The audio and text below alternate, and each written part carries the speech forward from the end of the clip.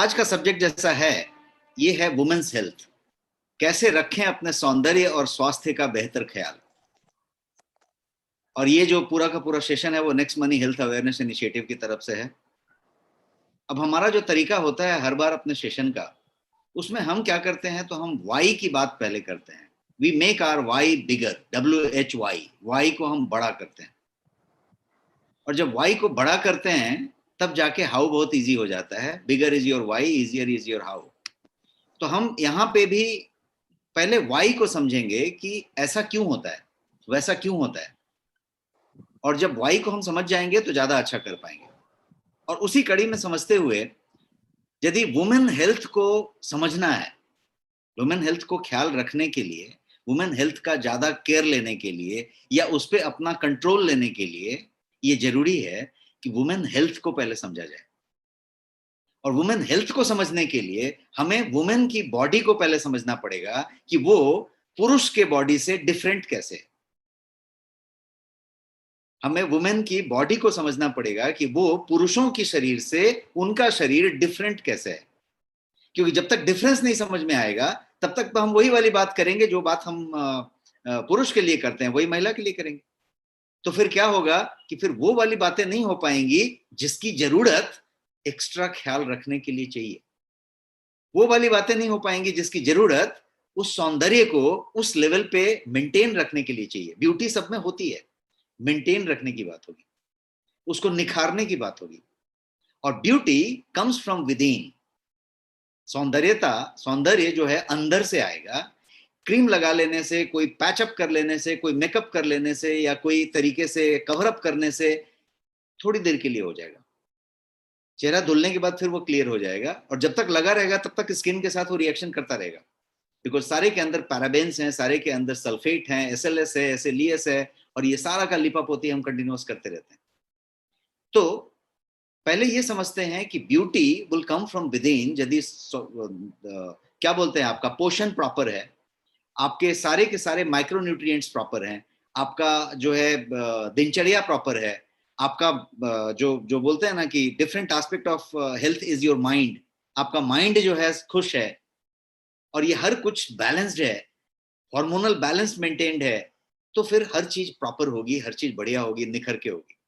तो पहले हेल्थ की भी बात करेंगे, उसकी भी बात करेंगे, लेकिन पहले हम समझते हैं कि महिला का शरीर पुरुष के शरीर से डिफरेंट क्यों है, and what care they take, और what care they should be taking, what processes they go through, and what process they should be knowing that they go through this process. Because पुरुष बहुत सारे ऐसे process हैं जिससे नहीं गुजरते, महिलाएं गुजरती हैं।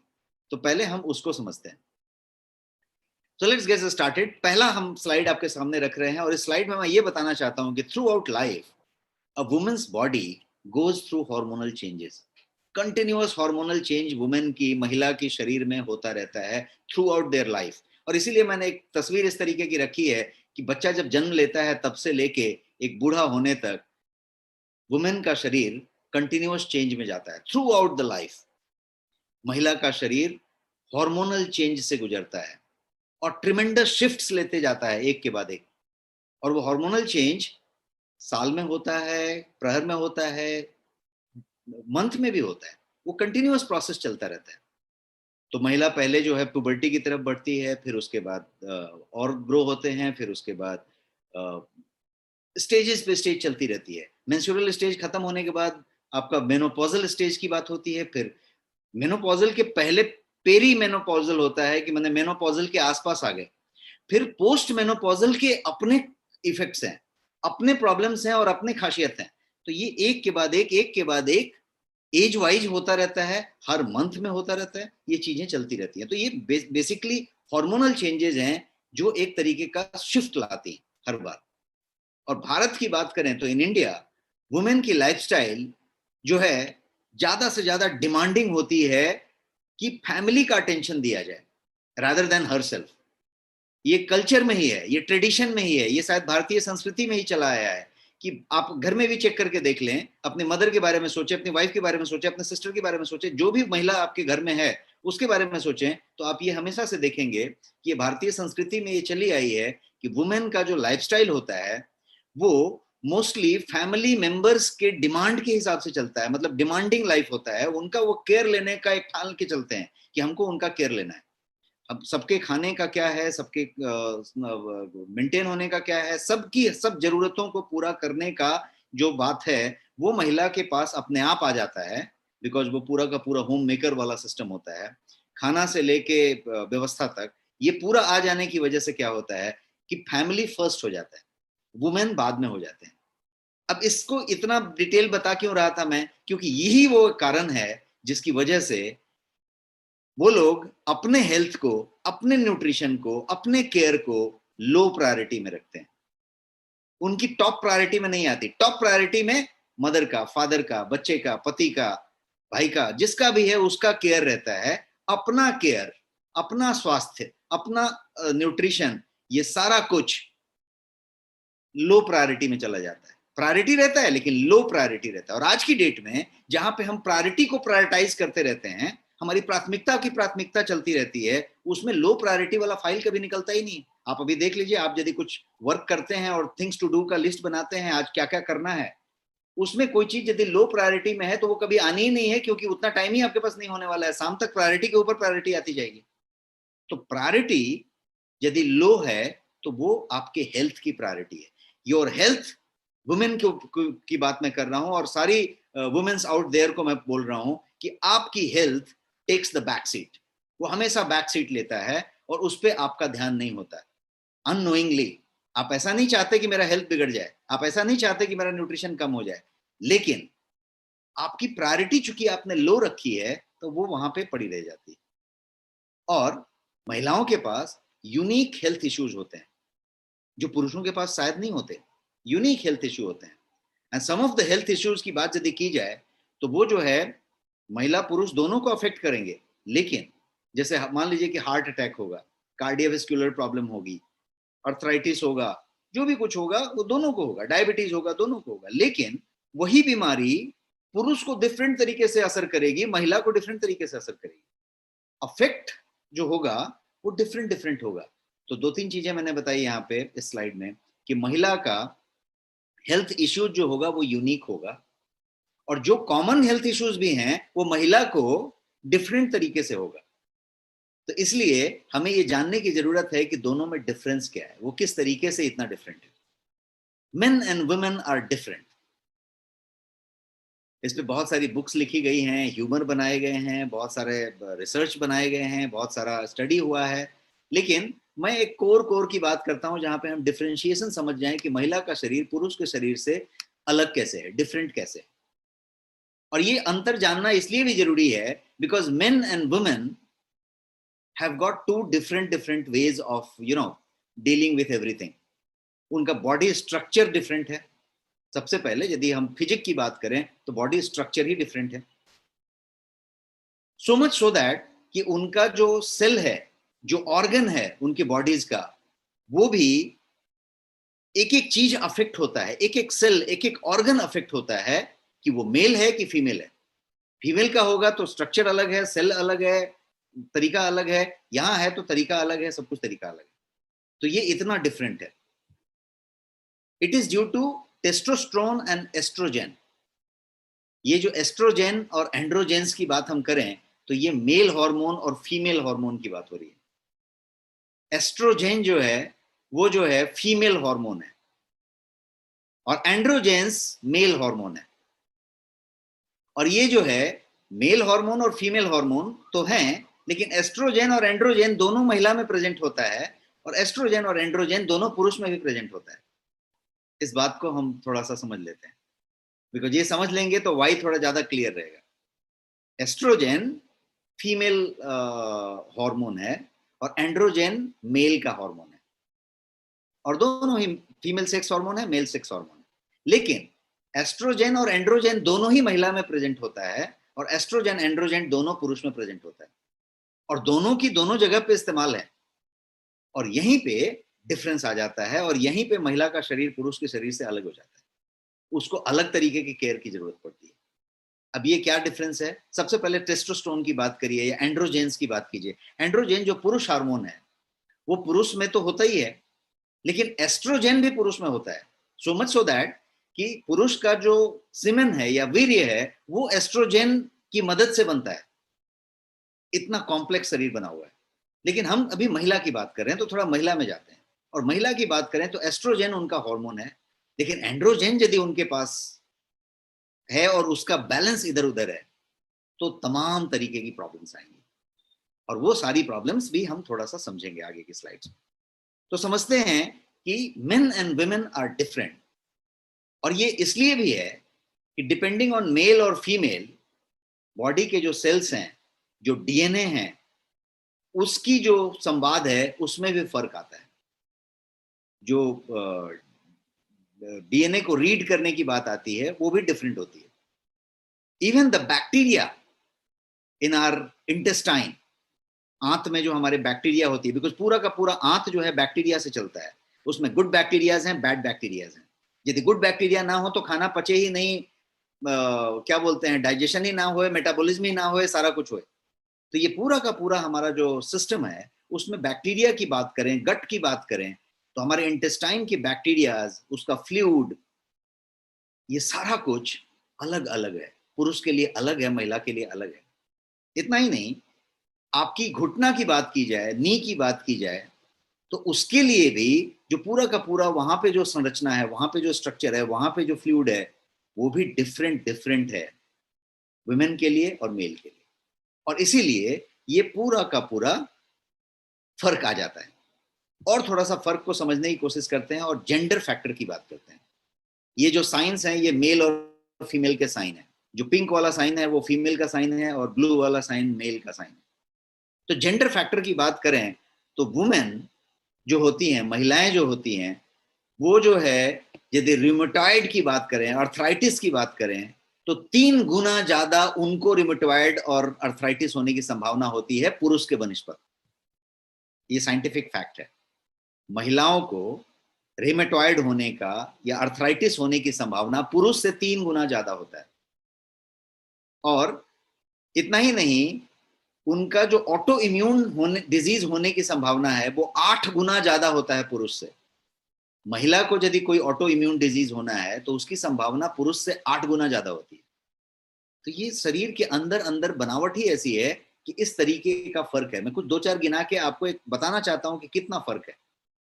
इतना ही नहीं, ये सब होने के बावजूद भी वुमेन जो है कम से कम 8 साल ज्यादा औसत जीती हैं पुरुष से।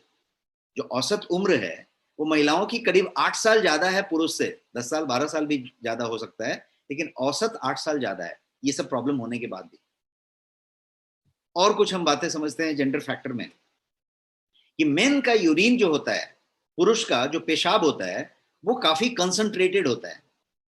बट बजाय इसके महिला को सबसे ज्यादा यूरिनरी ट्रैक्ट इन्फेक्शन होता है। यूटीआई का जो प्रॉब्लम होता है, या पेशाब में जलन हो रही है, या कुछ तरह का इन्फेक्शन हो गया, तो ये वाली जो बात होती है ये महिला में ज्यादा होती है, जबकि पुरुष का जो यूरिन है वो ज्यादा कंसंट्रेटेड है, ज्यादा प्रॉब्लमेटिक हो सकता है। तो ये जो है कुछ अजीब अजीब तरीके के डिफरेंसेस हैं जिसको हमें हाईलाइट करके समझने की जरूरत है। एक और डिफरेंस यदि आप समझना चाहते हैं तो पुरुष और महिला एक ही पेन को अलग अलग तरीके से महसूस कर सकते हैं और करते हैं। पेन होगा तो पुरुष को अलग तरीके से महसूस होगा, महिला को अलग तरीके से महसूस होगा।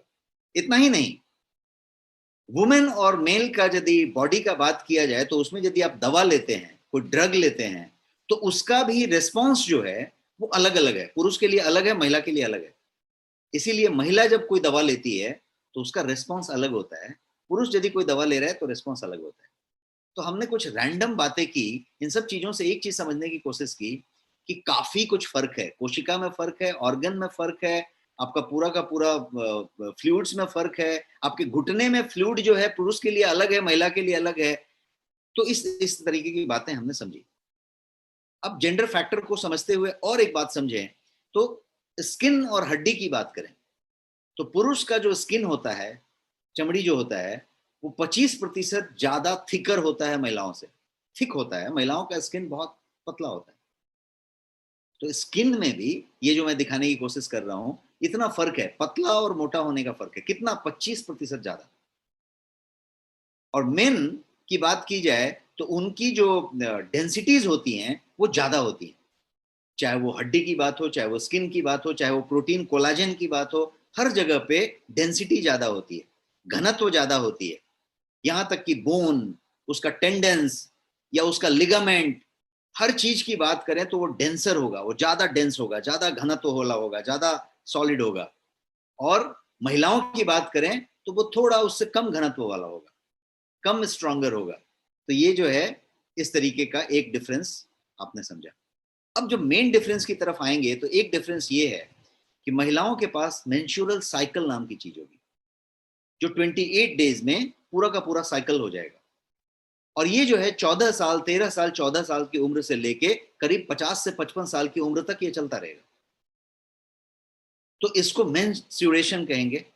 तो मेंस्ट्रुएशन जो साइकिल है, ये जो है क्या करेगा, तो लॉस ऑफ ब्लड करेगा, खून की कमी करेगा। खून की कमी करेगा तो आयरन की कमी करेगा। और ये मंथ में एक बार होगा, जो पुरुष को नहीं हो रहा है। तो क्या होगा, महिलाओं को आयरन की ज्यादा जरूरत पड़ेगी पुरुष के बनिस्पत, बिकॉज पुरुष का वो प्रॉब्लम नहीं हो रहा है, वो साइकिल नहीं हो रहा है, और वो ब्लड का लॉस नहीं हो रहा है, तो उसको जो है आयरन का भी लॉस नहीं हो रहा है।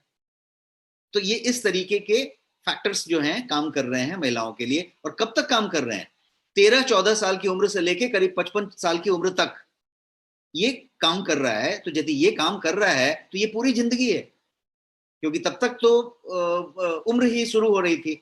और जो जिंदगी है एवरेज लाइफ, उस एवरेज लाइफ में ये पूरा हैवॉक चलता रहता है। और जब ये 55 साल और 52 साल की बात में जब वो खत्म हो गया प्रोसेस, तो खत्म हो जाने के बाद वो मेनोपॉजल स्टेज हो गया।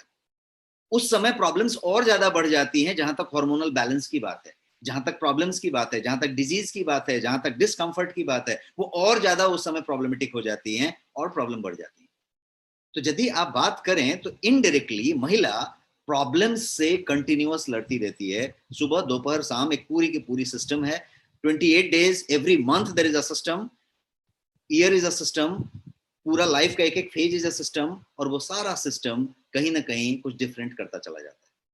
तो महिला की स्वास्थ्य को समझने के लिए क्या न्यूट्रिशन लेना है, क्या करना चाहिए, वजन क्यों बढ़ रहा है, वजन कम करने के लिए क्या करना चाहिए, इन सब के पहले मैंने सोचा कि हम लोग वाई की बात करें कि क्या डिफरेंट है।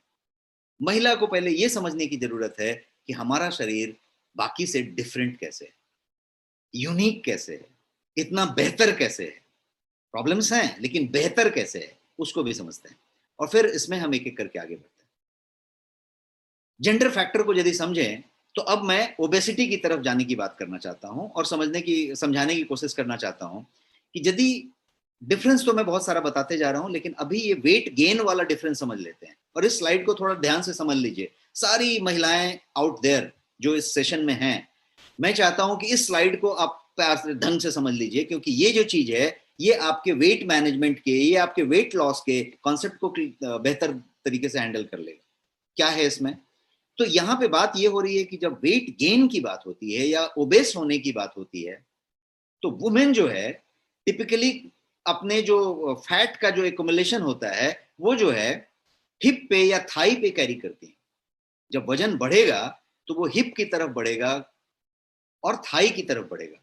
जबकि पुरुष में जब ये वजन बढ़ेगा, जब उसकी बीएमआई चेंज होगी, तो उसका जो है सामने जो है पेट में बढ़ेगा, तोंद निकलेगा, पेट पे समृद्धि आ जाएगी।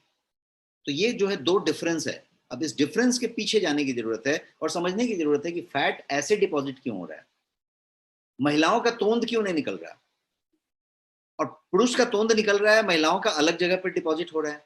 तो इसको समझने की जरूरत है और इसको हम समझेंगे आगे के स्लाइड में।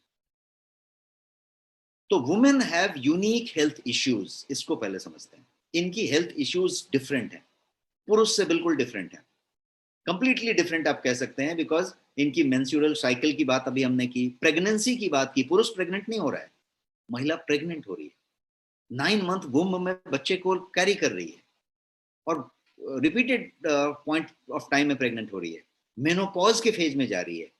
फीमेल ऑर्गन्स में अलग अलग तरीके के कंडीशंस हो रहे हैं, चाहे वो उनका ब्रेस्ट हो, चाहे वो उनका कोई और पार्ट हो, यूट्रस हो, कोई और चीज हो, हर जगह पे कैंसरस होने की संभावना ज्यादा है, फाइब्रॉइड बनने की संभावना ज्यादा है, सिस्ट बनने की संभावना ज्यादा है। सो प्रॉब्लम्स ऑलरेडी वहां पे हैं, कुछ ना कुछ है जो पुरुष के पास नहीं है। And that is why women को हर साल साल में कम से कम एक बार बिना फेल हुए पूरे बॉडी की स्क्रीनिंग, जो टेस्ट कहते हैं, वो कराना बहुत जरूरी है। बहुत जरूरी है। यदि आप 30 साल से ऊपर की उम्र के हैं, 30 साल, ओनली 30 इयर्स एंड अबव हैं, तो आपको विदाउट फेल साल में एक बार पूरा स्क्रीनिंग कराना चाहिए, जिसमें बोन डेंसिटी होना चाहिए, ब्रेस्ट कैंसर का टेस्ट होना चाहिए, मेमोग्राम और जो भी कुछ करना चाहिए, पैप स्मीयर होना चाहिए, सर्विकल कैंसर के लिए टेस्ट होना चाहिए। ये सारा कुछ टेस्ट जरूर होना चाहिए, बिकॉज उतने सारे वेरिएबल्स हैं। It should be tested before it is too late, because इतने सारे वेरिएबल हैं, इतने सारे प्रॉब्लम्स चल रहे हैं एक साथ, कि ये पूरा का पूरा हार्मोनल इम्बैलेंस का मामला है। थोड़ा सा बैलेंस छूटा तो थोड़ा सा इधर उधर होने वाली बात हो रही है। और इसको यदि नहीं चेक कर रहे हैं तो बहुत सारे थ्रेट्स हैं जो वुमेन हेल्थ को आते हैं, और वुमेन प्रोन हो जाती है किसी न किसी बीमारी के। और बीमारियों की संख्या एक दो नहीं है, डजन्स में। और प्रोन प्रोन प्रोन मतलब संभावित संभावित संभावित होते चले जाते हैं। तो बहुत सारी बीमारियों की हम बात कर रहे हैं कि वुमेन को सतर्क रहना चाहिए, और वो बीमारी जो है कहीं ना कहीं यदि सजग रहे, सतर्क रहे, तो कभी टच नहीं करेगा। लेकिन यदि नहीं रहे तो वो कभी अचानक कहीं ना कहीं उससे मुलाकात हो सकने की संभावना है। तो हम ऐसी 3 4 5 बीमारियों को डिस्कस कर लेते हैं क्विकली, ताकि वहां पे भी वाई क्लियर हो जाए। सबसे पहली बात जो है वो है ब्रेस्ट कैंसर की। ब्रेस्ट कैंसर जो है बहुत सारे कारणों से हो सकता है, जिसमें हार्मोनल कारण हो सकता है, इन्वायरमेंटल चेंजेस हो सकता है, आपका हेरेडिटी हो सकता है कि अनुवांशिकता जो है फैमिली में कहीं पे रन हुआ है इसलिए हो रहा है। तो स्क्रीनिंग होता है इसका, जो स्क्रीनिंग मेमोग्राम हो गया या एमआरआई हो गया, जो भी आप स्क्रीनिंग करने की बात है, उसको आपने किया हुआ है, आप उस पर नजर रखे हुए हैं, तो एक बात हुआ। प्रिकॉशन, ब्रेस्ट कैंसर की बात की जाए तो वो जो है maintaining healthy weight is a precaution, regular exercise is a precaution, sedentary life नहीं बनाया is a precaution, and if you have any family history, family में किसी को था, सिस्टर को था, मदर को था, मौसी को था, दानी को था, किसी को था, तो प्लीज बी श्योर कि आप हर साल इसको पूरा का पूरा मॉनिटर कर रहे हैं, because this is a big big problem. And इतना बड़ा प्रॉब्लम कि इसको एमबीए के कोर्सेज में, कोई भी यहाँ पे जितने लोग एमबीए होंगे और 10-20 साल पहले भी एमबीए पढ़ाई किए होंगे, तो भी उनके सोशल मार्केटिंग में इसको पढ़ाया गया होगा, इस चीज को पढ़ाया गया होगा कि how to communicate and how to market this particular education, so that कोई महिला ब्रेस्ट कैंसर की शिकार ना हो। तो ये एक ऐसी चीज है कि जानकारी है, आप अवेयर हैं और आप क्लियर हैं, तो चीजें ठीक हैं। अब इसके साथ बहुत सारी चीजें हो सकती हैं कि आप कितना कृत्रिम लेते हैं, कितना केमिकल लेते हैं, कितना पेस्टिसाइड लेते हैं, कितना वो लेते हैं, अनुवांशिक है, वहां तक तो ठीक है। लेकिन प्रिकॉशन में क्या हो सकता है, तो मैंने दो चीजें बताई। एक बताया हेल्दी वेट को मेंटेन कीजिए, मैनेज कीजिए, नहीं है तो नीचे लाइए। और दूसरा, रेगुलर एक्सरसाइज, सेडेंट्री बिल्कुल मत होइए। कितना रेगुलर, कितना सेडेंट्री, उस पर भी हम आगे की स्लाइड में चर्चा करेंगे। तो ये एक बात हुई। मैंने दूसरा एक प्रिकॉशन बताया कि यदि फैमिली हिस्ट्री में है तो बी एक्स्ट्रा केयर, कोई चांस मत लीजिए, बिकॉज फैमिली हिस्ट्री से ये रन होना है इसको, तो आप चांस मत लीजिए, टाइम पे आप इसको कर सकते हैं। दूसरा चीज ऐसा है कि दूसरी बीमारी जो फीमेल के लिए है, जो पुरुषों को नहीं होती, जैसे पहला वाला भी, ये जो बीमारी है ये पुरुषों को नहीं होती, तो ये जो चीज है वो है ऑस्ट्रोपेरोसिस। ऑस्ट्रियोपेरोसिस जो है ये बोन का एक डिजीज है, हड्डी का डिजीज है, जो बॉडी के बोन को मतलब अंदर से उसका घनत्व कम कर देता है, उसको कहिए एक तरीके से कि खोखला कर डालता है, और वो बहुत लिटिल बोन हो गया और उसको ब्रिटल कर देता है। वो मतलब वो जो है वीक हो गया या ब्रिटल हो गया, बहुत कमजोर हो गया, इतना कि वो तुरंत टूट जाए, इतना कि भुस हो जाए, ऐसा हो जाता है, उस लेवल पे चला जाता है। Ageing is one of the reason for osteoporosis. यदि उम्र बढ़ रही है तो ऑस्टियोपोरोसिस बढ़ेगा, ये कॉमन है, दैट्स फाइन, उसमें कोई इशू नहीं है। बट अदर रीजंस हैं जिससे सारे के सारे प्रॉब्लम्स होते हैं। क्या क्या रीजन है, तो पहला रीजन हड्डी का कैल्शियम से लेना देना, तो कैल्शियम की डिफिशियंसी, कैल्शियम की कमी। महिलाओं को आप पकड़ें, टेस्ट करें, 10 लोगों को टेस्ट करें, 3 का 4 का कैल्शियम डिफिशियंसी मिलना ही मिलना। तो कैल्शियम डिफिशियंसी हो रही है तो कैल्शियम की पहले बात करनी पड़ेगी। हार्मोनल इम्बैलेंस जो है वो एक कारण है ऑस्टियोपोरोसिस का। हाइपरथायरॉयडिज्म एक कारण है, थायराइड जो है इधर उधर हो गया है, T3 T4 TSH, thyroid stimulating hormone में कुछ बिगड़ गई है और वो जो हाइपरथायरॉयडिज्म हो गया है, ज्यादा हो गया है, तो वो एक कारण हो सकता है। विटामिन डी की कमी बड़ा कारण हो सकता है, और विटामिन डी की कमी एक अच्छा खासा कारण है। विटामिन डी की कमी का कनेक्शन आपकी हड्डी से है, विटामिन डी का कनेक्शन आपके कार्डियोवेस्कुलर डिजीज से है, और विटामिन डी फ्री का विटामिन है, मुफ्त में मिलने वाली विटामिन है, जिसको सनशाइन विटामिन कहते हैं। वो धूप में मिलती है, सूर्य में मिलती है। और महिलाओं के पास किसी भी रीजन से माइंड में एक ब्लॉक है कि हमारी स्किन को टैन नहीं होना चाहिए, इस पे धूप नहीं लगना चाहिए, तो हमारा कहीं रंग शेड खराब ना हो जाए, उस चक्कर में या कोई और चक्कर में या इंडोर होने की वजह से, बहुत व्यस्त होने की वजह से धूप खत्म हो गया। जब धूप खत्म हो गया तो विटामिन डी की डिफिशियंसी हो गई, और इतना ज्यादा डिफिशियंट हो गया कि विटामिन डी खत्म हो गई। मतलब बहुत महिलाओं का तो विटामिन डी 8 के 10 के नीचे मिलेगा आपको, विच इज हॉरिबली लो। जब विटामिन डी लो हो गया तो क्या होना है, विटामिन डी लो होने से कैल्शियम कम होएगा, हड्डी की प्रॉब्लम होगी। और ये ऑस्टियोपोरोसिस के साइड पे मैं इतना विटामिन डी इसलिए किया कि मुद्दा कहीं और से कनेक्टेड होता है। हम ये खाली बात करें कि ऑस्टियोपोरोसिस हो गया है और उसका एक दवाई खा लेंगे, this is not a machine. ये आपका कार नहीं है कि कार लेके गए और उसने बताया कि शॉक एब्जॉर्बर जो है ठीक से काम नहीं कर रहा, बोले काट के दूसरा लगा लो, उसको निकाला दूसरा लगा दिया। ये टायर जो है घिस गया है, दूसरा लगा दो, ये पार्ट गया है, दूसरा लगा दो। दूसरा लगा दो वाला प्रोसेस नहीं है। ये हड्डी एक स्ट्रक्चर बना हुआ है और वही रहना है पूरी लाइफ। उसमें यदि ऑस्टियोपोरोसिस की बात हो रही है तो पूरी लाइफ क्रिपल हो सकती है। बाद में जो है अर्थराइटिस और रिमोटॉइड और बहुत सारी ऐसी चीजें हो सकती हैं। हड्डी इतना ब्रिटल हो सकता है कि अपने लिए वो नॉर्मल जिंदगी जीना मुश्किल हो सकता है। और ये बहुत तेजी से पीछे आते जा रहा है। आप अपनी नानी को चेक कीजिए, अपनी दादी को चेक कीजिए, आपको पता चलेगा कि वो लोग ज्यादा स्वस्थ थे। और आज की महिलाओं को चेक कीजिए, 60 ईयर्स यदि कोई पूरा कर लिया और उसके बाद यदि वो proper walking and talking mode में है, तो आप ऐसे को अवार्ड दे सकते हैं और अप्रिशिएट कर सकते हैं कि ये ऐसा मिला है। अदरवाइज आपको कोई मिलेगा नहीं जो उस लेवल पे उतना तरीके से है। क्या हो रहा है, ये हो रहा है कि हम इतना बढ़िया खा रहे हैं, इतना नॉलेज रखते हैं, इतना इंफॉर्मेशन रखते हैं, और हम अब 60 के आगे उस लेवल पे नहीं जा पाते। अभी तो हमें पहले ही प्रॉब्लम बहुत सारी होने लग जाती है।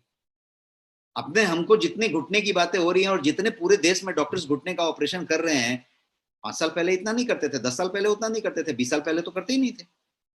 अब आप देखिए हर के घुटने का ऑपरेशन हो रहा है, हर का घुटना चेंज हो जा रहा है, पूरा स्टील का लग जा रहा है और कोई और मेटल का लग जा रहा है। क्यों लग जा रहा है? क्योंकि टायर बदलने की प्रवृत्ति है। हमको लग रहा है कि हम बदल सकते हैं, हम ये चेंज कर सकते हैं, लेकिन हम अपनी आदतों को नहीं बदल सकते, हम अपने सिस्टम को नहीं बदल सकते। तो मैं सिर्फ इतना ध्यान खींचना चाहता हूं कि ये हम क्यों नहीं बदलते। इसलिए नहीं बदलते कि हमारा वाई बहुत स्मॉल होता है, वाई बड़ा नहीं होता।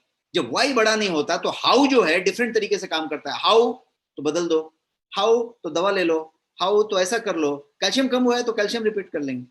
कैल्शियम कम हुआ है विटामिन डी की कमी से, कैल्शियम की गोली खाने से नहीं होने वाला है। बट आपने तो दवा ली और दवा खाई, आगे बढ़े, बट विटामिन डी का कुछ नहीं किया, वो चेक भी नहीं किया। इसलिए जरूरी ये है कि हमें इन सब चीजों को उस एंगल से लेके चलें और बात करें। एक तीसरी बीमारी की बात करते हैं, फैटी लीवर। पुरुषों को भी होता है, लेकिन मैं जो फैटी लीवर की बात कर रहा हूं वो फैटी लीवर ज्यादा आज महिलाओं में दिख रहा है। ज्यादा से ज्यादा महिलाएं जब गायनोकोलॉजिस्ट के पास जाती हैं या कोई तरीके का प्रॉब्लम लेती हैं तो फैटी लीवर का शब्द आता है सामने। ईटिंग एक्सेस कैलोरी क्या करता है, आपके लीवर में फैट का बिल्टअप बनाता है। एक्सेस कैलोरी जब आप लेते हैं तो आपके लीवर में फैट का बिल्टअप बनाता है। अब कैलोरी एक्सेस पुरुष भी लिया, महिला भी लिया, लेकिन पुरुष का शायद उतना ज्यादा डिपॉजिट नहीं हुआ, उतना ज्यादा बिल्टअप नहीं बनाया, क्योंकि वो कुछ और भी कर रहा था। ज्यादातर, मैं जेंडर बायस नहीं बात कर रहा हूं, पर ज्यादातर वो कहीं ना कहीं एक्टिव था, कहीं जाके आया, कुछ किया कुछ किया। महिला का इनडायरेक्टली सेडेंट्री होने की संभावना ज्यादा है, सेडेंट्री होने की संभावना ज्यादा है। तो जब ज्यादा है तो वही सेम अमाउंट ऑफ कैलोरी यहाँ पे बर्न नहीं हुआ, केवल अर्न हुआ। अर्न हुआ तो वो जो है जमा हो रहा है और वो जो है लीवर में बिल्टअप करेगा। किस चीज को? फैट का बिल्टअप करेगा। और जब लीवर उसको प्रोसेस नहीं कर पाएगा और उसको ब्रेक डाउन नहीं कर पाएगा फैट को, तो क्या होगा? वो डिपॉजिट होना शुरू होगा। टू मच फैट जब एक्यूमुलेट हो जाएगा आपके लीवर में तो वो जो है ओबेसिटी की तरफ आपको ले जाएगा। ओवरवेट पहले बनाएगा, फिर ओबेस बनाएगा, डायबिटीज की तरफ ले जाएगा, हाई ट्राइग्लिसराइड पैदा करेगा। और इतना ही नहीं, वो आपके फैटी लीवर के चांसेस को बहुत ज्यादा बढ़ा देगा और आपको फैटी लीवर एक दिन पता चलेगा कि हमको भाई फैटी लीवर हो गया, और इसको कहेंगे नॉन अल्कोहलिक फैटी लीवर। एक होता है अल्कोहलिक फैटी लीवर, दारू पीने वाला आदमी होता है, ड्रिंक करते रहता है, उसका लीवर खत्म हो जाता है, फैटी लीवर हो जाता है। यहाँ पे दारू की बात नहीं हो रही। भारतीय संस्कृति में शायद कोई इक्का दुक्का कोई मिल गया तो मिल गया, otherwise they are not drinkers. But fatty liver सबको हो रहा है, अभी सबको हो रहा है, जितने को चेक करेंगे ज्यादा से ज्यादा को मिल रहा है। क्या हो रहा है? नॉन अल्कोहलिक फैटी लीवर इसको कहते हैं। और नॉन अल्कोहलिक फैटी लीवर जो है वो फ्रीक्वेंट है पीसीओएस के पेशेंट में।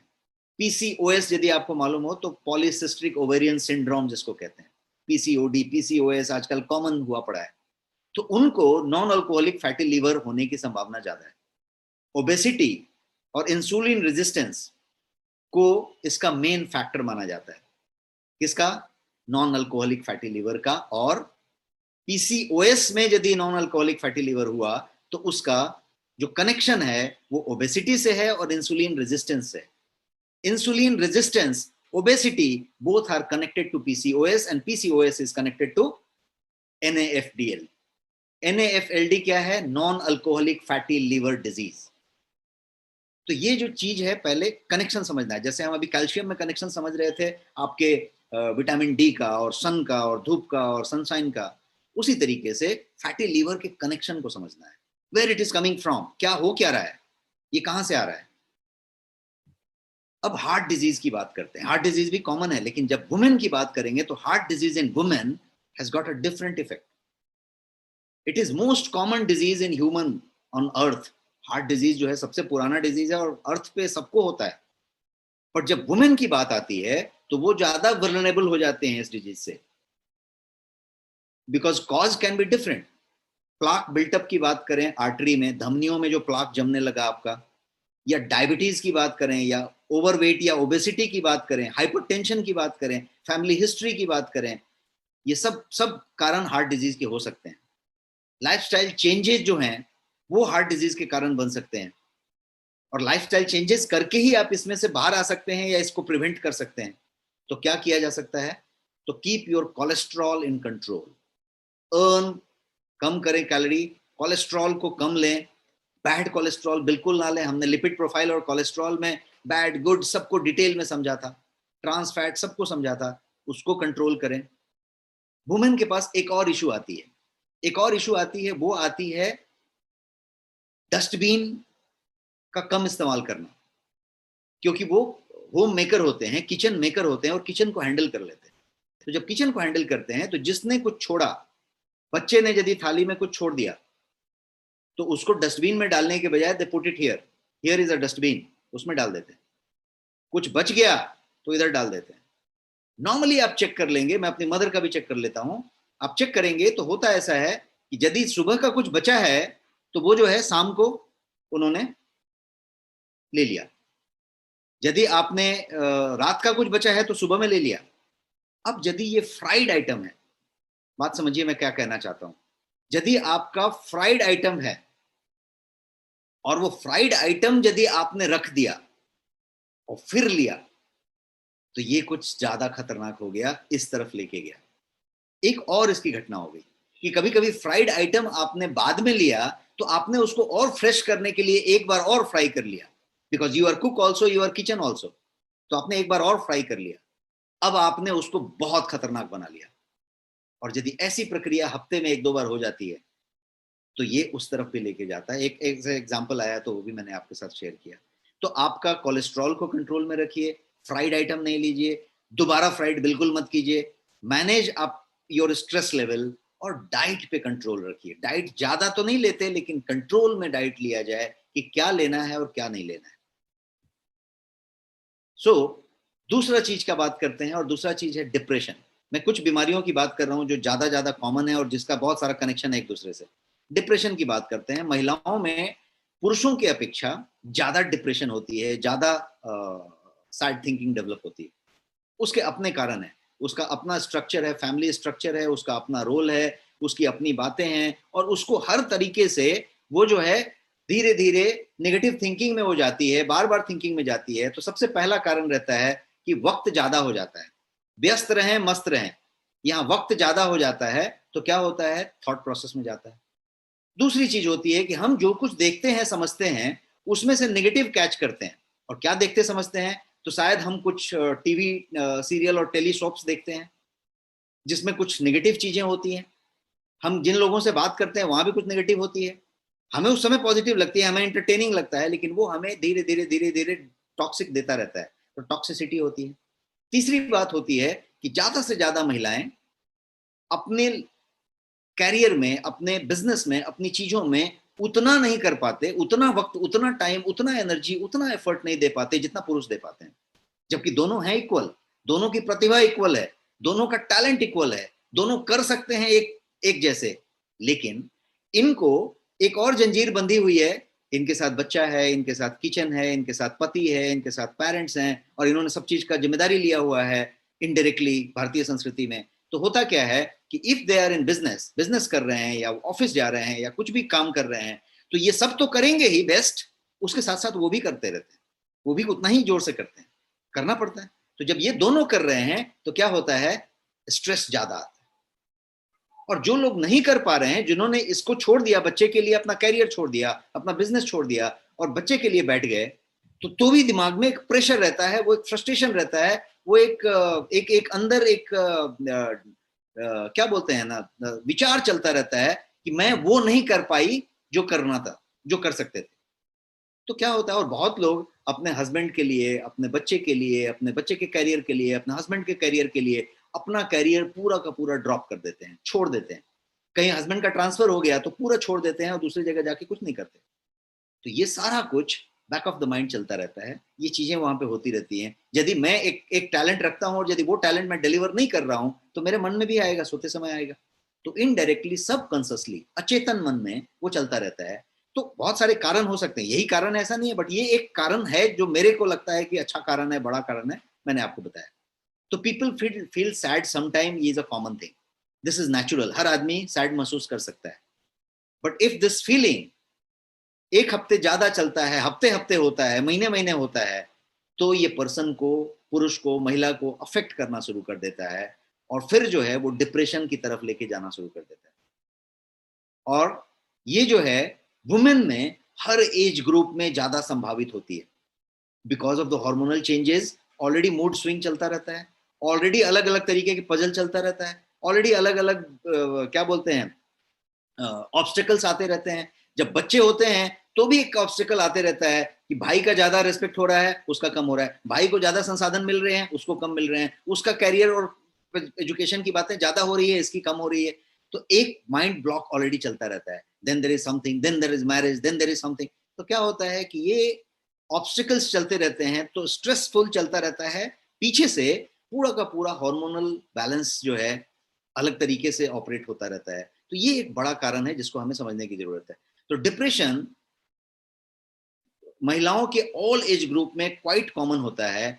कभी कभी वो पता नहीं चलता, कभी कभी उनके लेवल तक ही नहीं आता, उनको भी नहीं मालूम होता है कि वो उस तरीके के इसमें जा रहे हैं, और वो चलता रहता है। और फिर वो अलग अलग बीमारियों का शक्ल लेके सामने आने लगता है। डिप्रेशन नहीं होता, लेकिन वो फिर अलग अलग जगह पे असर करना शुरू करता है, और वो असर फिर दिखने लगता है।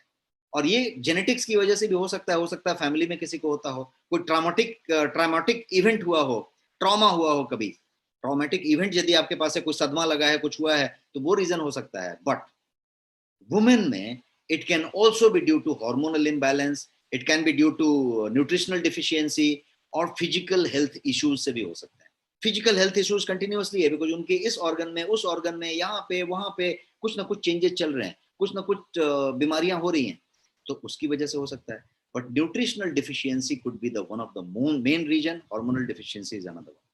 अब बात करते हैं जहां पे मैंने आपको छोड़ा था पिछले स्लाइड की बात, कि मैंने बताया डिटेल में बताऊंगा, ये वाली बात, कि ओबेसिटी।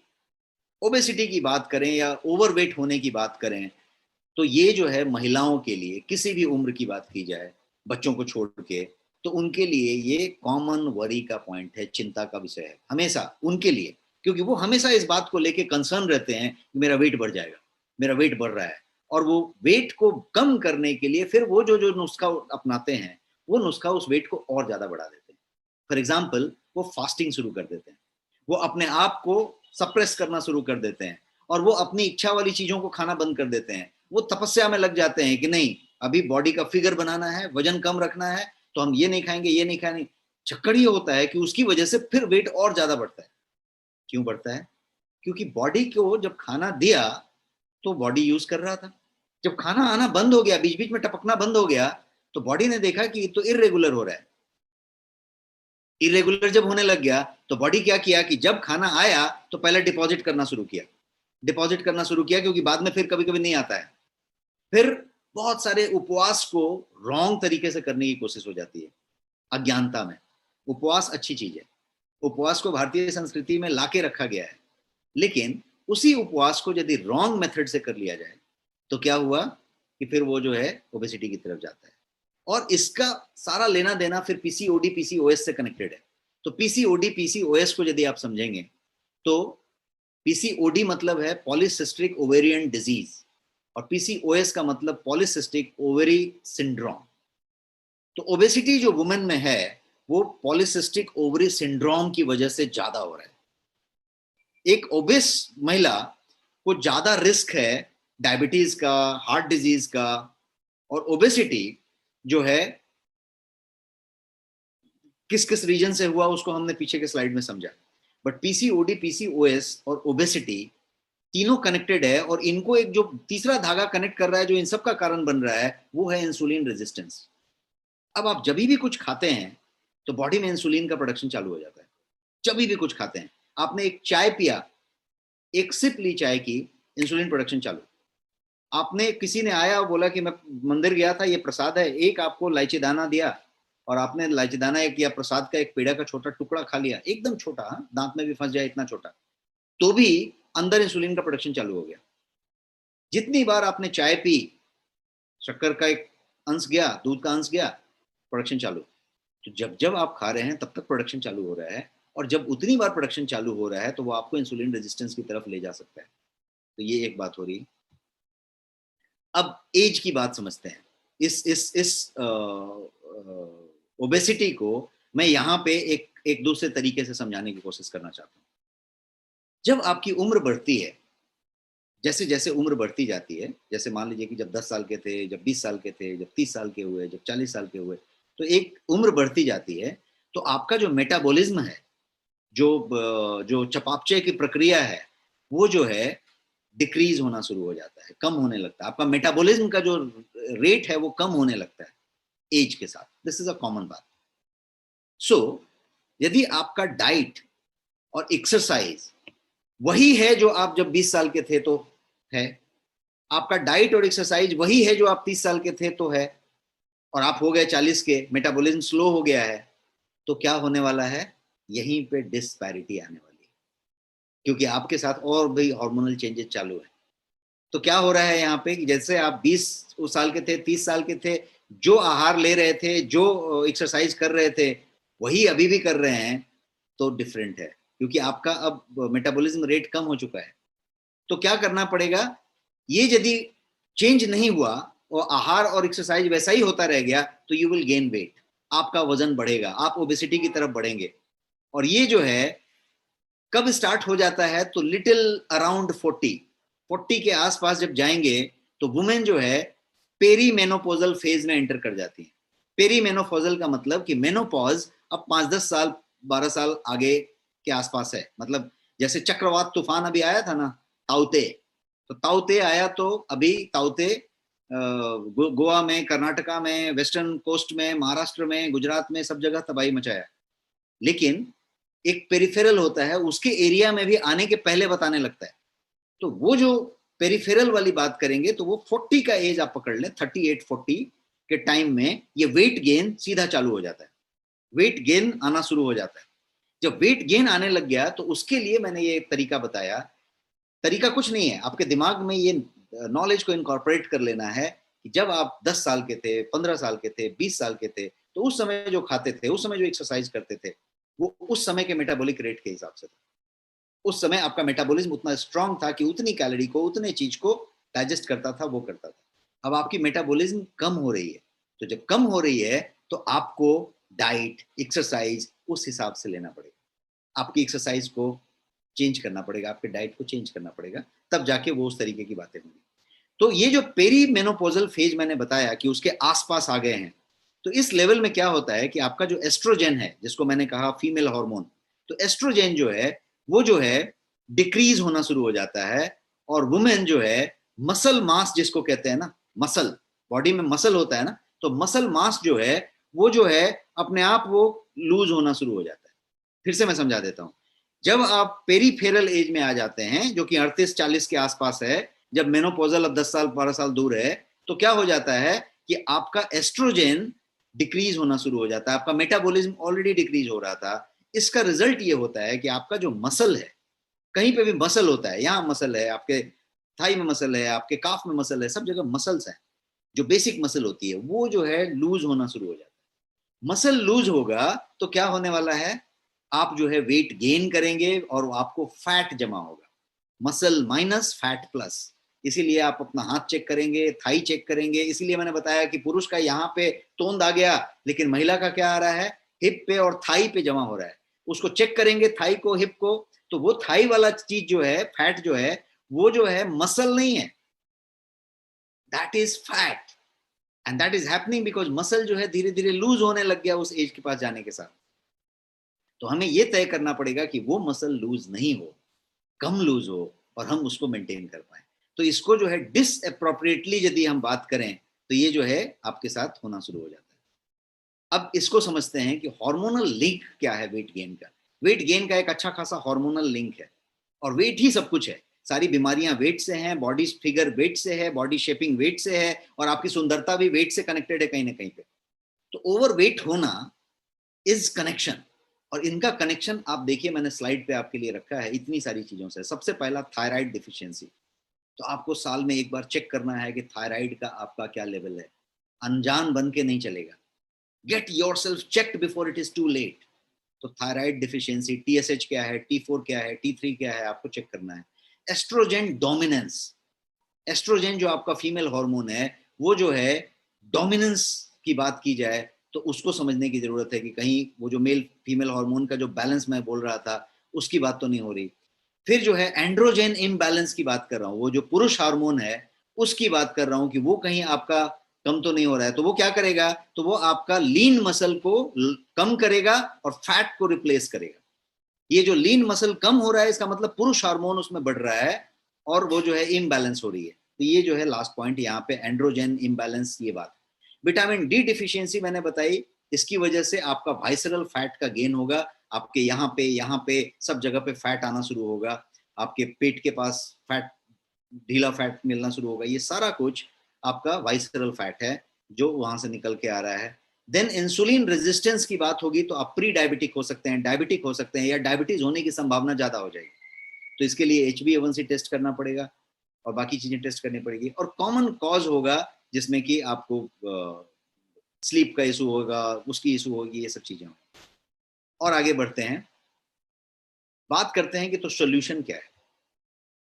सोल्यूशन ये है कि move your body and take supplements. आप देखिए मैंने स्लोगन क्या लिखा है आपके लिए, move your body and take supplements. यहां पे मैंने कहीं ईट वेल नहीं लिखा है, because you are already eating well. कोई भी ऐसा नहीं है जो पोषक तत्व तो नहीं ले रहा लेकिन खाना ठीक से नहीं खा रहा है, या खाना नहीं खा रहा है, ऐसा नहीं हो रहा है। इनफैक्ट खाना ज्यादा खा रहा है, वो लूज करने के पीछे पड़ा हुआ है। तो ईट का जरूरत नहीं है, मूव योर बॉडी।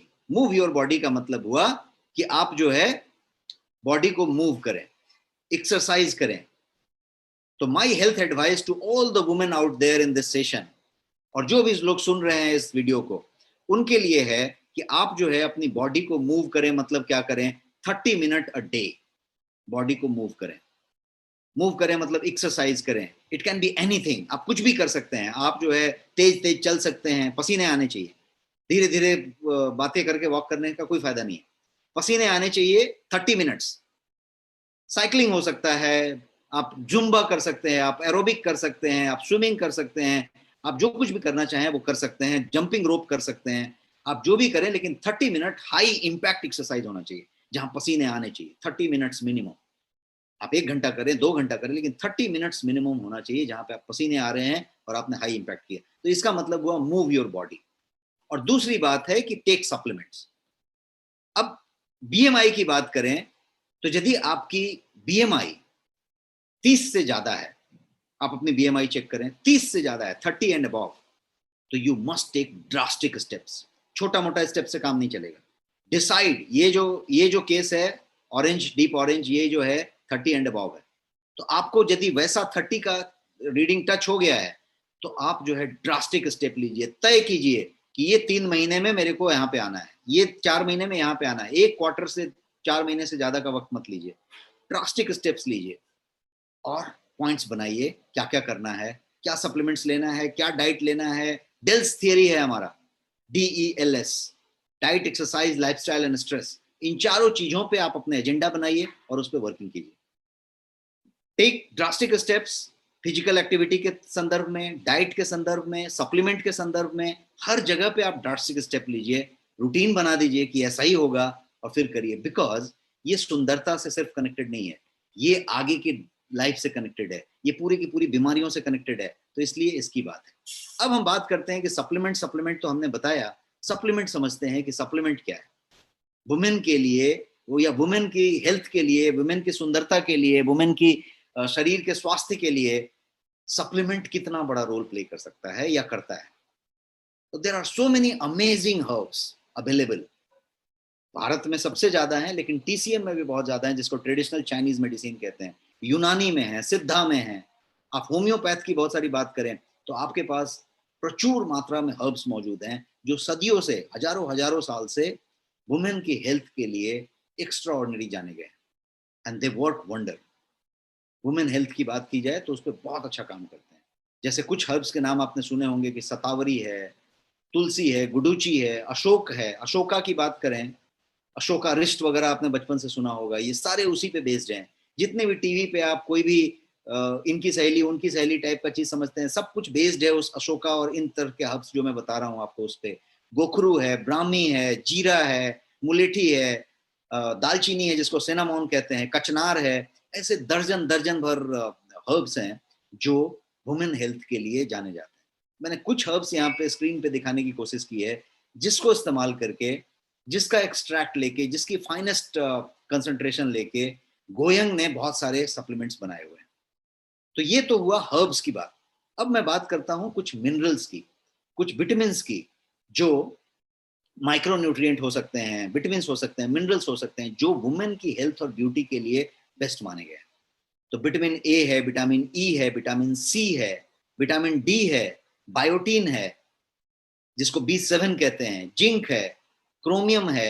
ये सारे के सारे विटामिन हैं, मिनरल्स हैं जो वुमेन की ब्यूटी के लिए, वुमेन के हेल्थ के लिए, वुमेन के प्रिवेंशन ऑफ डिजीज के लिए बहुत बहुत इंपॉर्टेंट माने जाते हैं। तो ये सारे के सारे बहुत ज्यादा इंपॉर्टेंट है। अब एक चीज मुझे बताइए कि यदि इन सारे के सारे हर्ब्स को जो मैं आपको बताया और इन सारे के सारे माइक्रो न्यूट्रिएंट्स को, विटामिन को, मिनरल्स को, क्रोमियम, जिंक, बायोटीन, जो भी कुछ मैं बता रहा हूं, इन सारे के सारे को एक टैबलेट में ला दिया जाए, दोनों को मिला के एक टैबलेट में ला दिया जाए या एक चम्मच पाउडर में ला दिया जाए और आपको दिया जाए कि ये एक चम्मच पाउडर रोज लेना है या एक टैबलेट रोज लेना है, तो ये कितना बढ़िया होगा। Will it be that great? Type yes आपको लगता है कि यदि ये बहुत अच्छा होगा तो इन सारी चीजों को, इन हर्ब्स को और इन सारी के सारे विटामिन मिनरल्स को यदि एक टैबलेट में, एक चम्मच में ला दिया जाए तो कितना बेहतर हो। आप सब कह रहे हैं कि जबरदस्त हो, यस हो। तो मैं आपको बताना चाहता हूं कि आपके पास ये जबरदस्त चीज मौजूद है और वो भी गोयंग में मौजूद है। और मैं आपको ये बताने जा रहा हूं कि वो इतना यूनिक क्यों है और इतना बढ़िया क्यों है। तो अगला 3 से 5 मिनट में मैं ये चीज बताने जा रहा हूं। आपके पास 2 प्रोडक्ट हैं वुमेन हेल्थ और ब्यूटी के लिए। 2 प्रोडक्ट हैं वुमेन हेल्थ और ब्यूटी के लिए। पहला प्रोडक्ट का नाम है न्यूट्री फेम।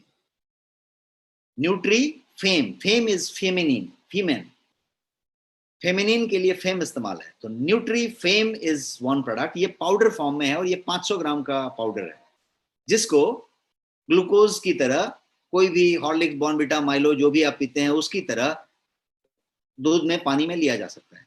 तो दिस इज पाउडर 500 ग्राम। एक जो दूसरा सामान यहाँ आपको दिख रहा है इसका नाम है ऑसम वुमेन। ये एक किट है। किट का मतलब इसके अंदर 1 लीटर का ये एक जूस है और इसमें ये एक टैबलेट का डिब्बी है जिसमें 60 टैबलेट्स हैं। मतलब टैबलेट और जूस का कॉम्बिनेशन है ये एक किट है पूरा का पूरा। इसका मतलब है ये ऑसम वुमेन। अब जो है ये दोनों के दोनों वुमेन के हेल्थ के लिए, वुमेन की ब्यूटी के लिए, वुमेन के एंटी एजिंग के लिए ये जो है एकदम एक्स्ट्राऑर्डिनरी है। अब इसको क्विकली मैं आपको रन डाउन करके बता देता हूं कि क्या क्या है।